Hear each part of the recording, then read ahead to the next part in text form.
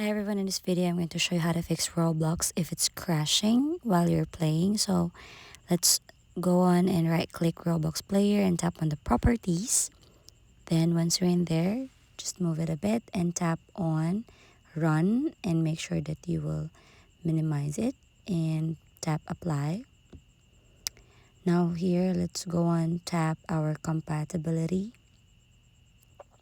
Okay, so under compatibility mode, tap on the run this program in compatibility mode for Windows 8, and also take this disable full screen optimizations and take this run the program as an administrator and click apply, and then wait for it to load. Then you may now start running the compatibility troubleshooter, and in a few seconds you'll be able to see this.